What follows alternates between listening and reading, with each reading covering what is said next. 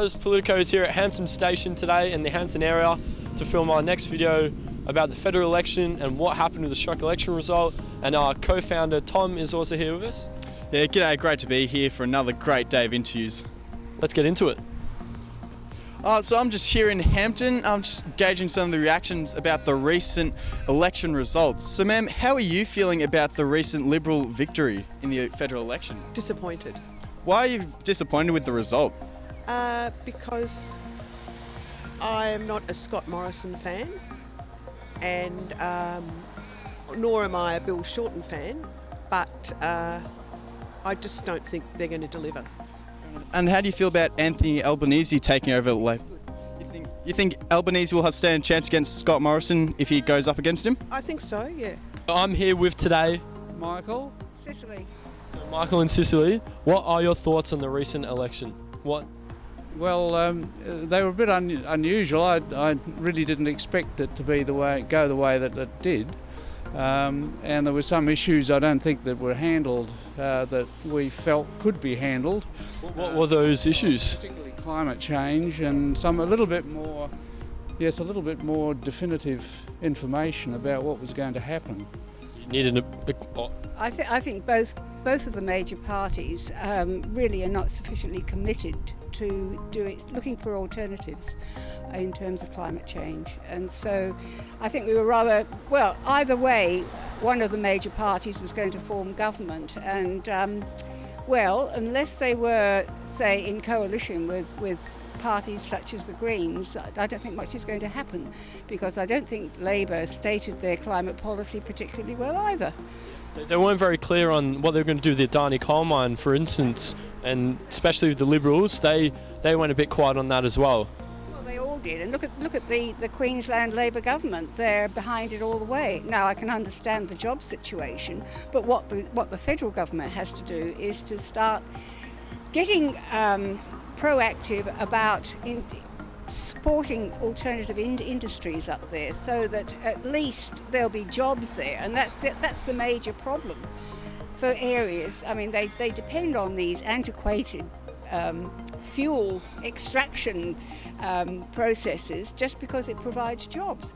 And really, I would say deep down, they would probably not believe in the export of coal or the use of coal here. G'day, I'm here with Jaspal. So Jasper, what are your opinion on the recent Liberal victory? I'm very happy if the Liberals came back. Why? What makes you so happy about that? Small business operator, and I believe the biggest cost that we have in our business is labor cost. I've been here 30 years. Things have changed drastically. Yes, it's important the working Australian must get enough. The cost of living is not being controlled by the government, and in my personal life, I think I will not vote Labor ever. Terry, how was your reaction to the recent federal election? What were your thoughts about it? Disappointed in the results. Yeah. Why were you guys disappointed? What was the... With the outcome? Yeah, with the outcome, with Scott Morrison being voted in again. Yeah. Do you think he'll change anything about the country or the government? I don't know. I think we'll have to wait and see. Yeah, that's Well, are you a bit worried about anything that might come into government? Do you think climate change needs to be talked about a bit more? Yeah, I think that's the problem. I think he's not going to address those sort of issues that we were hoping that Labour and Greens were going to address. Yeah. Yeah. Oh, good. I'm here with Sophie. So Sophie, what's your opinion on the recent federal election results? Liberal shit. Not a fan of the Liberal government? What don't you like about Scott Morrison?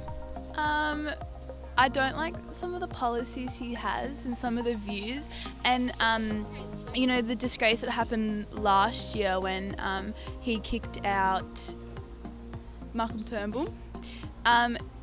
He just wasn't very honourable in terms of the way that Australian politics, usually goes about. I know that a lot of the country was really disgraced about it. And then they pushed back the election so people would forget about that happening. I just don't like him. With the Adani coal mine, they are losing $200 million every year just operating it. Yeah, everything seems a little bit unusual. There's not really the information I think that we need, and it's. I feel sorry for the people who live up there and they're looking for jobs, but once again, a cleaner technology type solution to creating those jobs would be more in our more the sort of thing that we'd be looking for. Yeah, especially with renewables and solar panels and. There are so many good projects that could be undertaken with government backing. So much development and research and so forth has been going on here, but there's no funding to actually implement it. And that's what's got to happen with whichever party is in power in Canberra. A lot of the media outlets believe that the Liberals would get smashed this election. What do you think made voters actually vote Liberal, especially in Queensland and places like that, where they were all expected basically to vote Labor and that Bill Shorten was going to get in? What makes you? Why do you think so many voters actually chose Liberal over Labor this election? I really haven't followed that, but I think whatever reasons I've seen around, they sound very genuine. I wasn't really for Adani at all, being an Indian also, because all the coal that is going to mined is going to go back to India anyway, which hopefully then the Australian government is spending a hell of a lot of money in putting the railway line and all that, what I've understood. So I think the Queenslanders knew that better, and whatever has come out, it's what they wanted. So. Why do you think so many people did vote Liberal, considering that most predictions expected Labor to defeat them in a landslide victory?